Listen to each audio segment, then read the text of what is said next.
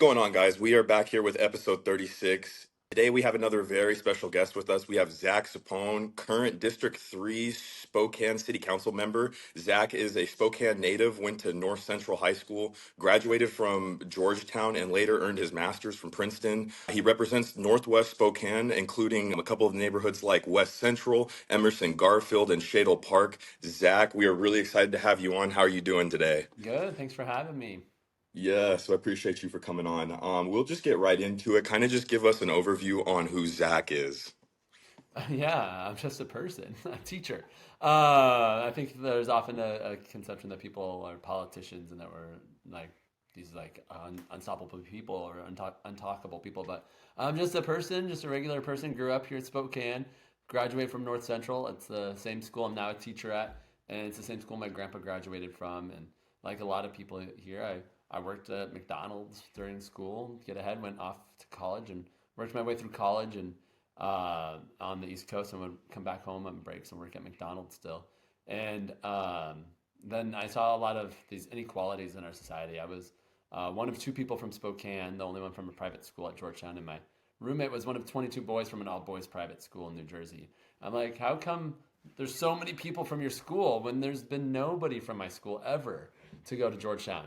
And so that got me interested in studying different inequalities and looking for opportunities, particularly opportunities for working middle class families, youth. So I became a teacher. I taught in the Tri Cities for 3 years at a high poverty school and created a lot of programs and efforts to help students, but saw that like no matter how hard they were working, there was challenges to get ahead. And I took a year and lived abroad. I lived in Colombia for a year and taught English there, and then I went and got my master's degree from Princeton.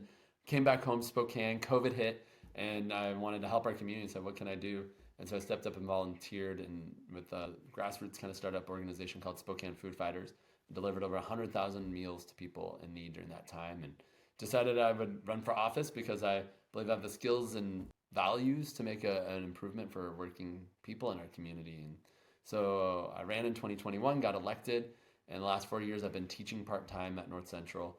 I teach 2 periods a day, and then I go to the city hall or go meet with community members and try to work on ways to make lives better. I also am raising 2 kids with my partner, Tyler. We've got 2 elementary boys who are hyper and active and trying to do that father stuff while also just helping people in our community and just nonstop working hard to try to make our lives better. Most definitely. Okay, so you kind of touched on it a little bit, but you said you're a sixth generation Washingtonian. What is that like? What keeps you guys here? Yeah, I think it keeps a lot of people in Spokane. I wanted to leave. I did leave growing up here, but I think that's what I realized how great it is back home in Spokane. I lived abroad. I lived in Spain, lived in Colombia, went to school on the East Coast. So I was gone for about 10 years. Admission essay to Princeton about what makes your community great, where you grew up, or what's something you would change about it. And in my essay, I wrote that that was the slogan at the time: "Near nature, near perfect." And I said, the natural beauty is incredible here. The opportunities we have to access nature, our trails, our river, the falls, the style of life. You can do almost anything you can do in a big city. Sure, it's on a smaller scale, but you can float the river and go to a concert, and just these good food, good restaurants. All of that's incredible. I love it all. But I also think it's what I wrote about. It was a lot about the people, and for me, like going to North Central, we're a diverse school that pulls from people from different parts of the city, and we have some higher income neighborhoods and some low income neighborhoods, and we all mixed and created this bond um, of working together to make our community better, to making our school better. And I think in a lot of places you get this separation and segregation of community members and these factions that fight. And I think Spokane's that really great size where you can make these bonds with people who are different from you and form these friendships and understanding of people who are different and that diversity, while also still getting to explore new things and new ideas. And it's really those people that make it beautiful and awesome. The nature is also amazing, and of course, it's also having family nearby that helps a lot too. So I just think Spokane's a really special place. My college friends are always tired of me talking about how great Spokane is. I'm proud that now I get to be on the tourism board and get to promote how great Spokane is. But it's truly the combination of people and place that makes Spokane a very unique, special place that is really unlike anywhere else. I agree with you 100% on that. You kind of touched on this as well in the beginning. You said that you worked at McDonald's through college. What are some things that maybe you took away from that? Yeah, well, I started working at McDonald's in high school. I was a junior and senior year, and then I would keep working at McDonald's here in Spokane on break. So first summer back, I worked at McDonald's. Winter break when I was home. Spring break, I even worked at McDonald's. Then when I was at school, I had two jobs. I was a work study job tutoring during immigrant communities, and then also I worked at Georgetown Cupcake, so still service industry. I tried interning in the Capitol and got a job, but I needed money. I needed to help support myself to get through, and so I couldn't do an unpaid job. I definitely have great appreciation for service industry and workers, and I think some of those experiences talking to folks maybe realize different experiences for people. I remember back in high school, I was like wanting to register people to vote for the 2008 elections and was just encouraging my coworkers to vote. And one of my coworkers was like, well, I have a felony. Like, we don't get to vote. I was like, what? You can't vote? Laws have now changed, but I just didn't even realize that was a thing. And so hearing and having that experiences with coworkers about kind of the other challenges that we have in our community. I think that's also what's great about being a teacher is we see a lot of the different experiences and challenges in our community. It's kind of a microcosm for everybody in our community. And of course, the service industry, you put up with customers who get angry at you, high stress situations.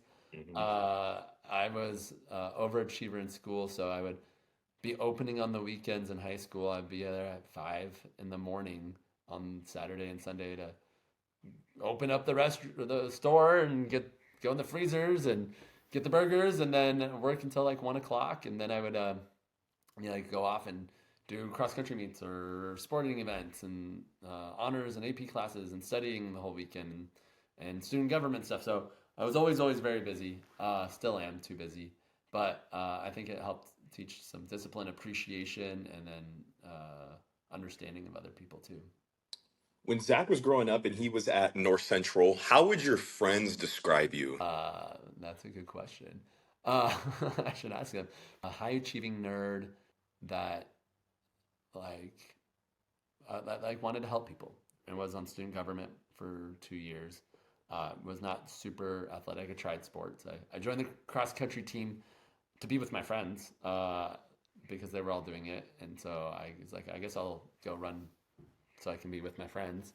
But like really where I thrive was like more student government and honors classes and stuff. And so I would try to create things at the school to try to involve more people. Like we would do movie nights at the school. We would create like we call them now it's blacklight volleyball, but then it was blackout volleyball, and we would just try different things. We did like announcements, and I would try to do student spotlights and showcase different students' strengths that don't normally get showcased in the school, and try to just create that space where everyone felt like they were involved in the school. And so I was at school for way too long, like usually till like 7 o'clock at night, and then I would go home and do homework. And that was weird. And then I'd be back at school at 7 in the morning for fun to work on these different things. And so, yeah, I definitely nerdy, a hardworking nerd, I guess is probably what I would be. But uh, I'd like to think that like I had a lot of different groups of friends and try to like be friendly with everyone and chat with them too and sit with different groups of people at lunch. Not necessarily like one kind of clique, but kind of a person that was there helping everyone and trying to just make our school a better place where people were proud to be there and had felt like they belonged and creating different opportunities for kids who don't have those opportunities at home. Okay, so this is a two-parter. Who believed in you first in life, and then also who believed in you in politics? Like when you told that first person about, "Hey, I want to run for city council member," who was it, and like, did they believe in you? How did that all go down? The same for both of those. My parents. There's no question about how supportive they've been of everything I've done, from early in life, trying to find different after school programs and activities for me to participate in and helping me fundraise to go do those when I was in school. I'm like, I like government, whatever that means. And they're like, oh, like here's a summer camp that you can go learn more about government, and helping me fundraise to go do that, or just being there to be that support. And I mean, they would tell me that I was crazy. And they're like, you're doing too much work. Like you need to take less classes. I was like taking 5 AP classes my senior year. And they're like, that, like, do less, like take care of yourself. But they've always been there to like champion me, support me, help me go to college on the East Coast, even when they didn't want me to go far away. And they were definitely the first ones that I talked to, my parents and my siblings, and was like, hey, so like I'm thinking about maybe running for office. I actually first ran in 2020 and lost for state house. And I was like, no one's running in this race against the incumbent, and I disagree with what he stands for, his votes, how he's voted, in particular for education and working middle class families. And I think that we could do better. And they instantly said, "You've got to do it. Like you've got to do it. We want you to do it. You're meant to do this. Like this is a great opportunity. We'll help support you." And they did, and they go deliver signs and help me fundraise and help me write thank you cards. They will address it for me, and they were really like core at that time. At that time, I was actually living at my parents' household. This was COVID in 2020, and I was living. My parents are separated, so I go back and forth between houses and visit. And all four parents are incredibly helpful and supportive and loving, and definitely encouraging. And they're still to this day helping me do the campaign work and delivering signs and doing all the best that they can to help support. Um, Give me maybe like a Spokane tradition that you really enjoy. Mm. I mean, I have never missed a Bloomsday in my life. And so that is, my parents started me off when I was just a baby doing Bloomsday. And I've flown home from around the world to do it. And like would leave college during finals to come home.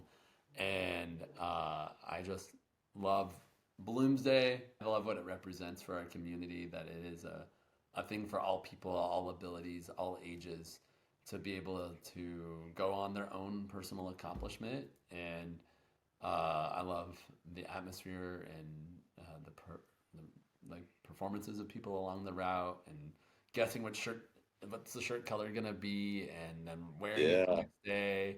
Um, I think it's just a lot of pride around that, and generally when it's good weather, it's great, and it generally is. And I just think that it brings a lot of joy. And I did like fit for Bloomsday in elementary school to prepare for Bloomsday, and generally I walk it or run walk it now, but.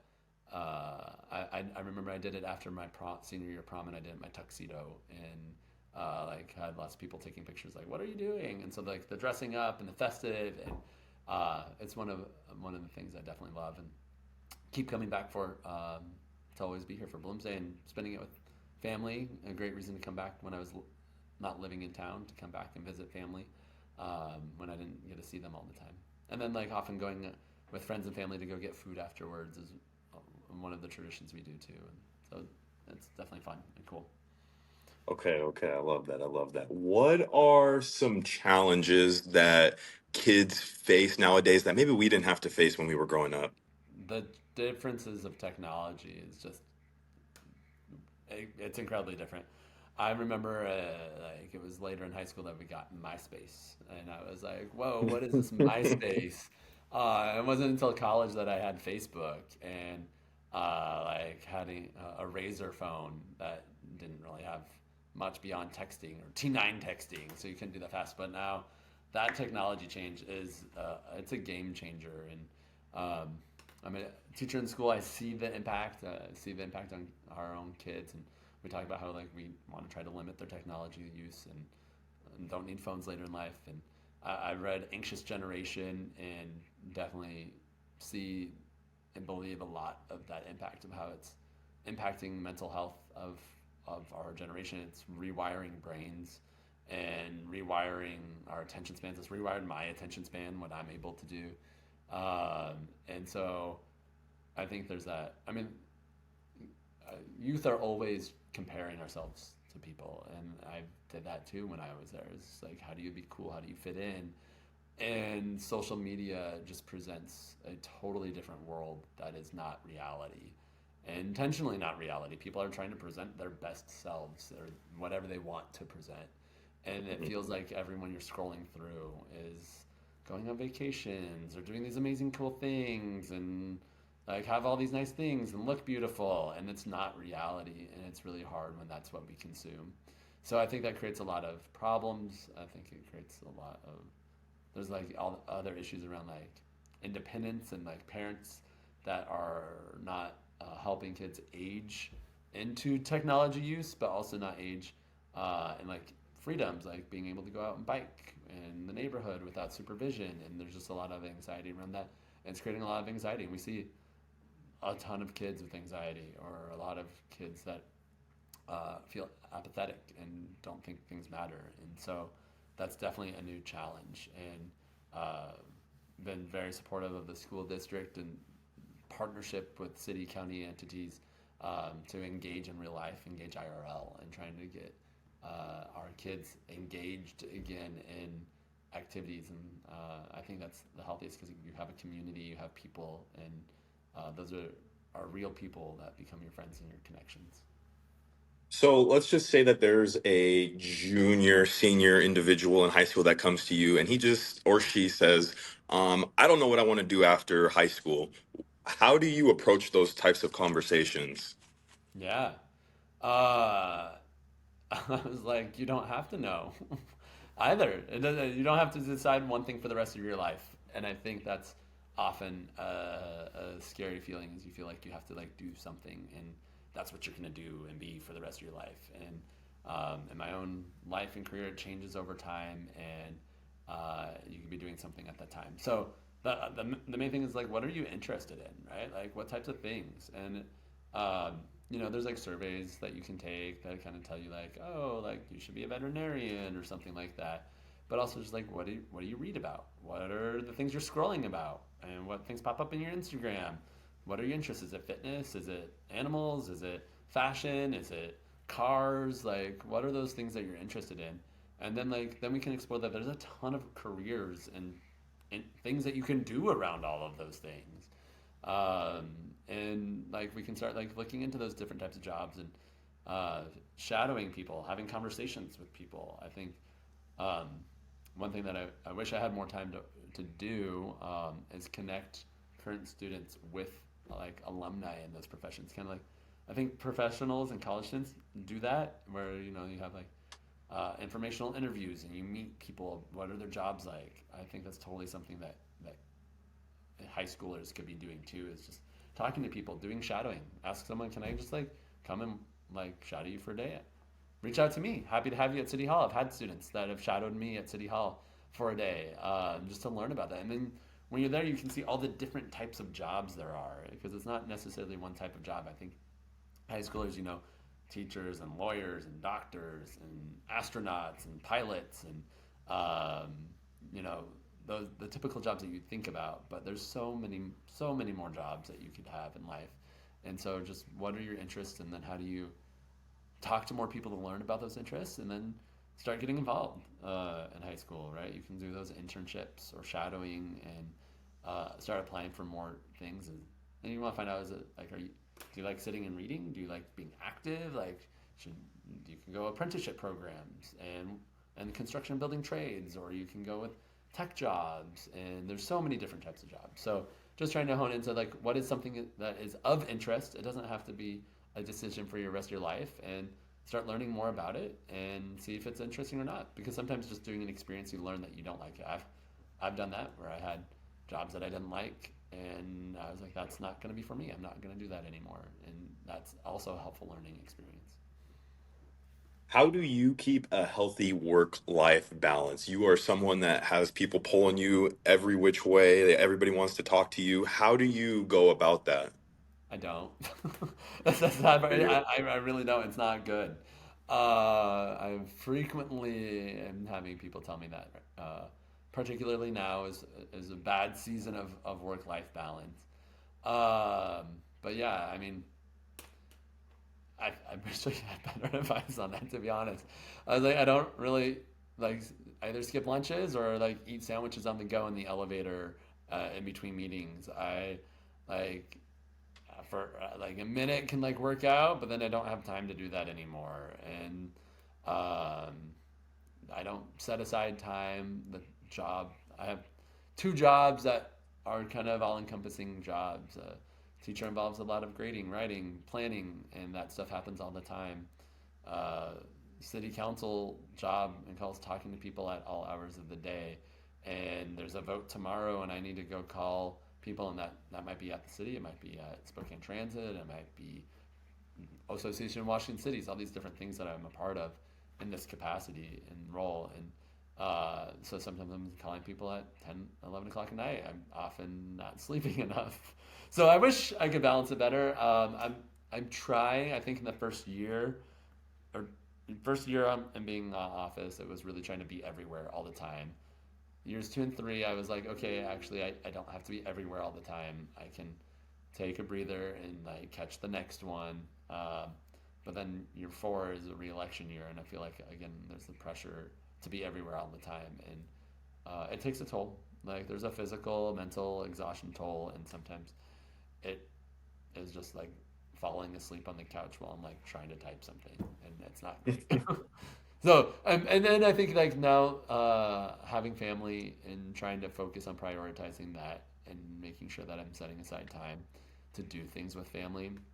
But it's sad. I mean, like I'll be on vacation and taking calls on vacation in other countries because there's a vote and I need to be there for the vote, and it's just hard that it interferes with so much other things. But trying to prioritize, trying to say, is this actually something that needs to happen right now, or is it something that can go later? And I wouldn't say that's something I'm continually working on. You did something during COVID that I thought was very awesome. I think it was around COVID, the 100,000 meals that you gave out. Can you kind of just explain how that started? Yeah, I often forget about it because it was like that one blip. But during COVID, I was unemployed and was living with my parents, and was like, I want to do something. I want to help people, and so I was just like online looking for things that were happening, and saw like people posting about this organization, this new group that's like, we're Spokane Food Fighters. We want to help people, help restaurants stay in business by purchasing their food, so getting donations to keep restaurants in business, and then deliver meals. And I just showed up, and I think that's a big thing. It's like whatever you have an interest in, especially nonprofits. There's so many people that need help, and so I just showed up, and all of a sudden, I was there every day, and they're like, "Hey, can you help out with this?" I was like, "Yep, I can do that. Happy to do that." And say, "Hey, I want to help out with this other thing." They're like, "Sure, great. Like we could use help." And so all of a sudden, I was one of like the main people that was cutting routes for delivery drivers every day and setting up in the parking lot and doing that. So there's different people with different roles, and that was kind of my role with my dad. We would go do that pretty much every day during COVID. Is set it up. Someone else would recruit different drivers, and there were a ton of volunteer drivers that were amazing. That were also so many people just wanting to help, and I just kept showing up, saying, "How can I help? How can I help?" And so I think uh, for young people trying to get involved in things, that is just show up. Like that is huge. Whatever you're interested in, is it environment? Is it animals? Is it whatever? Like there's so many different ideas, and just Google organizations that do thing and say, hey, I'm here and I want to help out. What do you have anything I can do? And then show up, volunteer, help, hand out food, help with whatever it is. And so I think that's the big thing is show up, help, and ask for more, or even share ideas. I think that's underestimated is that people have ideas on how they can make things better and take that initiative and say, hey, I have this idea. Can I do that? Would that be okay? And oftentimes people are like, oh, great. That's so super helpful. I never didn't know anyone would be willing to do that. So With being a city council member, there's different committees, correct? Yeah, a lot. Okay, yes, okay. So I kind of wanted to tackle a couple of these real quick. Can you kind of just explain what committees you are on, and then also maybe what goes into being in those committees? So there's formal city council committees that there's 7 city council members. We actually all participate in all of the committees, and they're by topic of things that the city deals with: public health and safety, urban experience. So that's like our parks, our libraries, our housing, our human services, public infrastructure, and environmental sustainability. So streets, roads, water, sewer. And then the last one's finance and administration. So how do you run the city, legal, finance, the accounting, and IT, and all of that. And so those are our formal committees that are on TV that people see most often, probably. Um, and there we have different roles. Like you could be the chair, which means you run the meeting and you talk to like the departments more about what's going on. But these are committees of the whole, so every council member is part of those. Then we have boards and commissions, and those were assigned and divided up by the council. And so those are different roles. I think there are over 50 different boards and commissions that 7 city council members serve on. And these are other organizations that run separately that we are there to advocate for our city residents. And so that's the library board, it's Spokane Transit Board, it's the Visit Spokane Board, it's the Spokane Regional Transportation Board, the Association of Washington Cities. Um, there's just a ton of those types of boards that are in other capacities. And so the ones that I'm on, I kind of mentioned several of them because they're on my radar more, but that's like STA, Visit Spokane, Association of Washington Cities, which Association of Washington Cities is a board that represents all 281 cities across the entire state. And that board meets to talk about city issues and how do we move all of our cities forward. What are the things that we can advocate for the state to do then trainings for city officials, and so that's kind of what that one does. But there's a lot. There's like Priority Spokane, Spokane Arts. Those are external boards that have their own governance. They are entities that do their own thing, whether it's Spokane Arts or STA, and we're there to kind of represent it. And then there's what we call commissions, and commissions are advisory bodies to the city or to the city council, and also commissions from the state that council members can serve on those commissions. I'm not on any of those right now, but those commissions, again, city council, the mayor appoints people to be on those commissions, the council confirms them, and then they meet regularly to give advice and feedback and recommendations.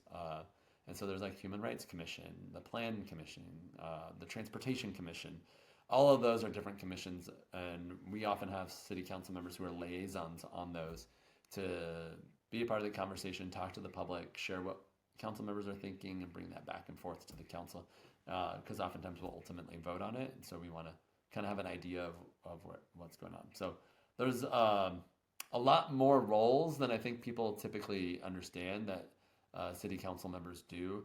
And those meetings happen all the time throughout the year. And whether we're just at our city council meetings, which are often on Mondays, I might be like yesterday, I had a Spokane Transit Board workshop and meeting from 11:30 until 3 o'clock, 3:15, and then I had a Visit Spokane meeting that started at 3 and went until 4:30.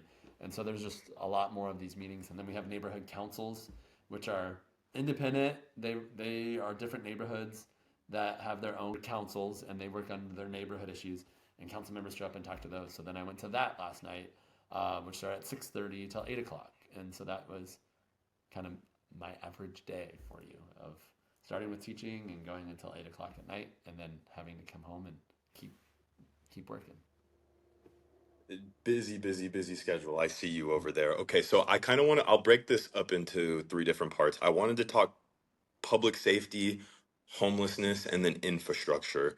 Um, what is the biggest public safety challenge that Spokane is facing right now that you have seen? Yeah, I think I'll break up public safety into two parts too, because I think there's different issues within public safety. There's the one that I think is most obvious to people all the time that often gets conflated with homelessness, and that's open drug use and addiction problems, and there's crime elements to it, and a lot of vandalism or petty theft and breaking into businesses or shoplifting, and that all kind of gets rolled into one. The other one is kind of neighborhood crime, and there are issues of people breaking into garages, as happened in my garage, and getting stuff stolen. And then there's of course major crimes, shootings, and domestic violence, and um, assaults. And so there are lots of complex factors within public safety, but I think the one we definitely hear about more in the neighborhoods is about kind of that neighborhood crime, stealing of packages and breaking into garages and stuff like that. And so I've proposed to voters, and they've supported a community safety sales tax that brought back neighborhood resource officers that can kind of follow up and track these different crimes and investigate it, and deal with the neighborhoods. There's like houses that are drug dealing houses and stuff like that. And then there's a large presence, which kind of goes into your second topic around homelessness. So if you have a follow up, happy to answer it. But trying to figure out how to get addiction treatment services to people, get people housed is a big issue for homelessness, and getting the issues get conflated between the two, and sometimes are co-occurring with mental health, addiction, substance abuse problems, and just not having a place to live, and trying to get the people housed again and safe. And so to me, it's about trying to get the right intervention, the right person, and a comprehensive, balanced approach. And that's a lot of co-deployed teams, mental health service workers with police that are doing those contacts, but then trying to get people to those services and places to go, and holding them accountable to that in a compassionate way, and saying like, no, like the sidewalk is for everyone, like this plaza is for everyone, and it's not okay that kids have to have walk around drug paraphernalia and be around it and exposed. That's a problem. It's not okay for people to feel unsafe when they're walking down the street.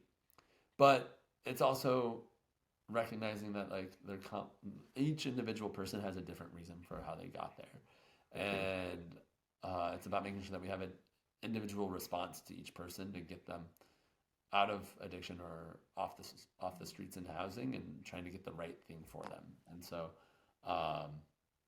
we've been working a lot on ordinances that kind of give officers more discretion to be able to follow up with people, and get them to connect to like community court, which the court can then say like, hey, no, you really need to go to these treatment services or this housing shelter. You can't just stay where you're at. But we're wanting to do this in a compassionate way and get you those things, because jail alone doesn't actually solve the problem, because people end up right back on the street if they don't have a job, if they don't have housing, they end up right back there, and that doesn't help anybody. It doesn't help them, and it's really costly. And so trying to have the right intervention for the right person, but still having kind of the accountability measures and enforcement measures to help incentivize um, making a better choice. I agree with you on that 100%. I think that's one of the most pressing issues, I think, to Spokane, maybe other than because I think homelessness and like public safety lead hand in hand with that. So I think that is very important. Um, Obviously, the Spokesman Review, they tackled it very heavy yesterday with their articles on like the homelessness, and with I believe it was Alexandra wrote a really great article on the Hope Outreach team that Spokane has. Can you kind of explain what is like the outreach team, and like what are they doing? And I seen it was like with like they're combined with like the Catholic Charity. How does that all work? Yeah, and so this is kind of the comprehensive part of addressing homelessness. The city council, I voted to support an ordinance that is called Home Starts Here, HOME, stands for Healthcare Outreach Navigation, Multidisciplinary Engagement or Enforcement, and Economic Security. And so it's this all above approach that everything we do kind of helps address homelessness. So economic security, we need to make sure people are housed and stay housed in the first place, that they have good paying jobs, that they can afford rent and pay for rent and pay for health care, and drug treatment services if they need it, or have the ability to get to a job and have affordable transportation. Healthcare, we need to make sure that people are addressed in their addiction services and treatment programs, or other physical problems. There's a lot of different physical issues that often the medical bills are often a driver for people not being able to pay for rent or other things. And then it's outreach and navigation, which is kind of what you were talking about, is funding programs that go out on the street. So that's Catholic Charities. We have a Chaz Street Outreach team. Um, we've been funding these programs for people to go out to the street, talk to individuals, and talk to them about, hey, how can we get you to different places to go? We also funded, and the city just opened a navigation center on Cannon Street by Brown's Addition for people to go during the day. So these outreach teams can say, hey, let's help you. Can you come here during the day? The Providence is as they're doing intake for people, getting them connected and signed up for healthcare and insurance, um, getting people connected to different shelters that are available that night, and so that we can say like, hey, you're fitting this demographic and there's shelter beds available. How do we get you there? Oh, what types of services do you need? So it's that outreach, finding people where they're at, navigating them to the right place that's an intervention for them, or maybe it's a sobering bed or a detox bed. And then following that up with multidisciplinary enforcement. And so that's saying the different types of enforcement tools that we have to try to get people there. That's code enforcement, cleaning things up and making it sanitary. And then it's law enforcement that kind of is that extra next push to say like, hey, you need to go to some of these services. Like, we need to help support you to get there. And if not, we're going to have these conversations with the courts to talk about that, because you can't just stay here and being an issue for everyone else. I really appreciate you answering that. I will move on past that Oh, real that's a quick. big one. We can spend an hour on Yeah, that. oh no, I know. I love that. I love the topic. Bob Pillar is a really good friend of mine. So I love Bob, and I know he retired from Snap and all of that. But so I always have these conversations with him, and so I always love to have these conversations with people in the community. I wanted to talk on infrastructure. Okay, so one of my favorite parts about the podcast is I get to do studying on you guys, and I get to learn different things. Okay, so I learned that Spokane had a height restriction that is not centrally located to downtown, but the outskirts. Okay. Can you explain how that works? And then also, is there a new bill in place that is going to continue to have a height requirement, or what? How is that going to all go down? Yeah. So zoning has lots of different height requirements depending on the areas of town. And so we just passed, I believe this spring, an ordinance that lifted the height restrictions on the downtown core area. And so I was glad to work with Councilmember Bingle to work on this kind of an artificial cap on buildings in the downtown core that was potentially blocking some development of building our high rises. And so we did pass that legislation, and so there is no longer height requirements in the downtown core. There are other barriers to building, and so just topping off the height requirement doesn't lower the construction costs and the other feasibility issues that come with construction. And then there's height requirements and restrictions in neighborhoods, and that is still in place, and we haven't talked in any serious way of redoing those dramatically. So it can be, depending on the neighborhood, depending on where it's at, but like 50 feet for kind of a commercial area, like 3 or 4 story apartment type buildings, to like more residential areas where it's more of a 20, 25 foot cap. And so those are kind of some of the different levers, because it doesn't really make sense to, and wouldn't really happen to have a high rise building be built next door to a bunch of single family zone housing. So that's kind of the different areas. And yeah, we're looking at when it comes to housing, we're looking at all the different tools that we have to address it. We're in a housing crisis. We need over 22,000 units in the next 20 years. When I was first elected in office, rent prices were increasing dramatically. Housing prices were increasing dramatically, over 20% per year, and people are being priced out. So since being in office, I've looked at and implemented policies to incentivize that infill development. We worked with Councilmember Bingle to pass pavement to people ordinance, which was about incentivizing the development on these underutilized parking lots downtown or empty lots, and trying to build those up, those high rises in the downtown core in particular.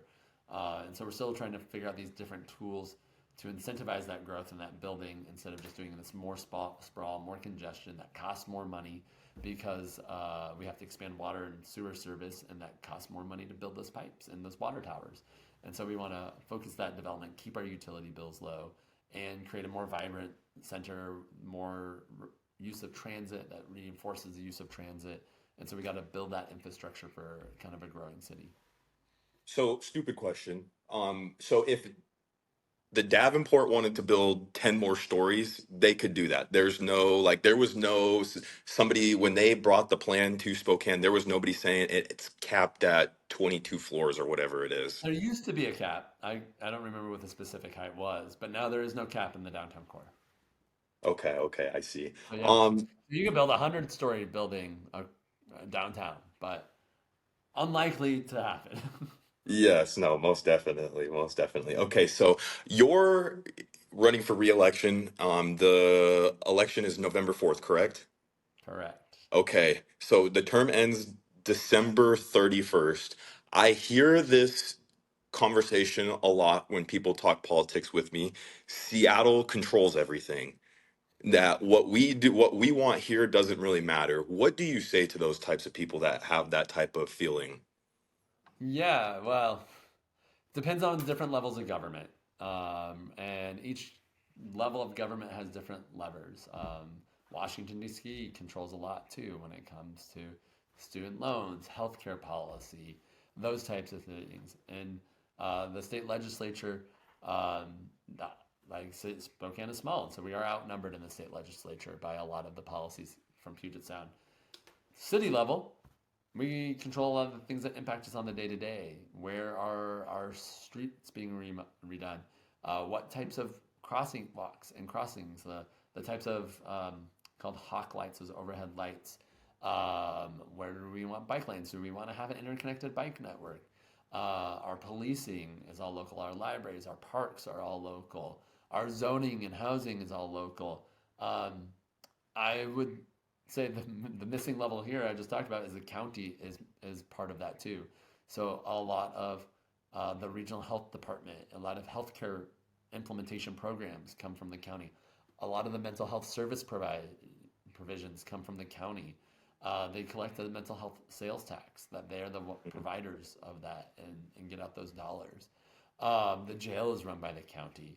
The city has police, but we don't have run a jail. Um, so there's a lot of different interconnected parts, and each one has different jurisdiction or rules that we can make. And um, I might be biased, but I think the city is the most impactful for your day to day life. But the truth is that each level of government is important for different impacts on your life. And we get to advocate for folks on those different levels. I've been proud to support resolutions saying that we don't want cuts to Medicaid. And our residents, I just had someone call me yesterday that was saying, like, due to the changes that the federal government wants to make to healthcare, why the government's shut down is his mom's health insurance is going to go up, potentially double or triple the price of her premiums every month. And he's like, she can't afford that. She has Crohn's disease, and without treatment and health insurance, she might get colon cancer and die young. And like, those are dramatic stakes that I don't have control over healthcare policy. But what we do on the city council is we're often the front lines. We hear people more regularly. We represent a smaller area. And so we get to advocate for those things and relay those up and share that with our federal delegation so they know the impact that's having. I go to our neighborhood meetings all the time. I'm out in the community, so people often feel like they know us better and they're able to share those things and we're able to advocate for it. But uh, there's definitely a lot of oh, I forgot to even mention fire department, right? All of that. But when it comes like homelessness policy, like there's a lot of expectation. Well, the city can just solve it, but it's interconnected. Like we need the county and the health department to step up with mental health facilities and treatment beds. we need the state to fund a lot of that and the federal government to fund that. And if you're cutting healthcare from folks at the federal government and they end up not being able to afford their healthcare, they're not able to afford their rent or their house, they end up on our streets. And then who has to deal with it? The city, but we don't have the resources to do that. And so there's a lot of concern that I have about that, and hope that we can keep advocating for all levels of government so that we can work to move our community forward. Okay, sweet. Before I get you out of here, I have a couple kind of community questions. I put out a little filler earlier this week, and I got over 25 questions. Oh So wow! I'm gonna narrow this down into like three. Just you can keep it super I was brief. like rapid fire. Don't talk too Yes, long. yes, no, most definitely, most definitely. Okay, so I kind of want just like your brief thoughts on the government shutdown currently. Yeah, I mean, local government, we're still operating and working, but there's federal issues that are impacting us. And like I just talked about, right? Like this is having direct impact on the cost of everything, the cost of tariffs, the cost of healthcare going up. It's not just the ACA healthcare premiums that Democrats in Congress are talking about, but that has a trickle effect. So us at the city, uh, we're looking at our healthcare premiums going up next year. Um, and our employees are looking at dramatic increases in their costs for for providing for their families, and we have to either the city has to pay those as an employer, or the employee has to do that. And we're talking about like a family, an individual with dependents, their healthcare might go up from $500 a month to $1,300 a month. That is significant money out of your pocket that can impact your lives. And if it's not coming out of the employer's contribution, then the city has to cover that as an employer. And we're facing a budget deficit of $13 million dollars. And so that means that adds to that deficit millions of dollars. And then that means that we have to do less services. Like we're going to have to lay people off. We can't run a deficit. We don't have the authority to do that. And so then 90% of the city's budget is personnel. And so then we have to talk about where are those cuts. 60% of the budget is police and fire. And so these are significant issues that impact how do we balance this budget. And the policies coming out of the federal government do impact us here daily on those issues. And so us not being able to afford healthcare at the city could mean that we have to lay people off and you won't have those services that you're used to having at the city. So it's this indirect impact that people often forget about. And so it's incredibly important. Our we don't have the interaction with our federal different agencies like that we would normally have. The HUD is not giving us our applications so that we can apply for low-income housing developments. The Transit Authority, Federal Transit Administration, is able to give out grants. So all of this is backlogged for the progress that we need to move locally. All right, I'll give you one more. That was Off of not quick. the I wasn't quick. Oh no, shoot. I don't want to keep you too long, so because I appreciate the time that you're giving us. Give us presidential hopefuls. Who can we maybe be looking forward to in 2028 that you would like to maybe see? Yeah, not me. I can tell you that. Um, I don't know. That's really hard. I have local issues are really dominating me. I used to pay attention more to national issues, but since being a council member, I can tell you a lot about like the different neighborhood issues around a street vacation, about changing that, or the crosswalk and the bike lane, and which neighbors like it and which neighbors don't. And that really is a lot of my information. I guess what I'm hoping for is I would like to see some generational change federally, and Trump will be termed out, and so I'm hoping that on both sides that we can get some new ideas to move our country forward. And I'm deeply concerned about a lot of the direction of that, but I'm really hopeful that we'll have, maybe it's a new person or a current contender who can kind of inspire and provide us a new vision and in a new direction.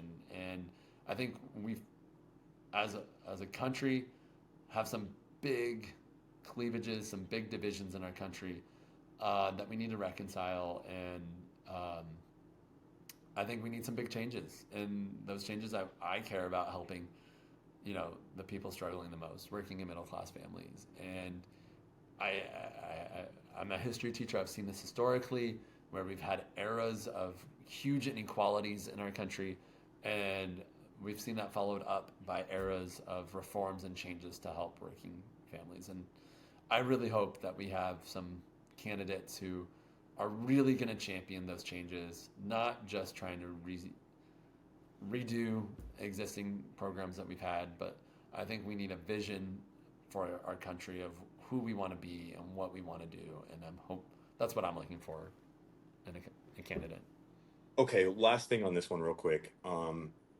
We all seen Mitch McConnell yesterday fall yesterday going to wherever he was going to. This is like a yes or a no.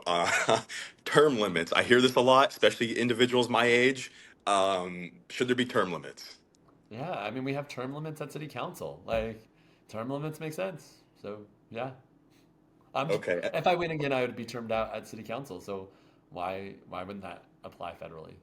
No, I agree with you 100%. Just watching all those people that have been in Congress longer than I have been alive just gives me the heebie-jeebies sometimes, you know. All right, last one, maybe the most important one. What is your definition of success? And what and everything. My definition of success is more people being healthy, safe, and happy. Like doing things that bring them joy and happiness, and building a community where people have the ability to do that. And it's not going to look like one thing for every person. Like everyone's going to have something that's their interest, but they should be healthy and safe to be able to do that and be able to pursue those things that bring them happiness. Most definitely. And All that should right, be the most number of people as possible. I agree. I agree 100%. We have Zach Supone with us today, District 3 Spokane City Council member. He is running for re-election November 4th. Make sure everybody gets out there and get your votes in this year. We're super excited. Zach, really appreciate you for giving us your time, my guy. Thanks for having me. Yes, appreciate you.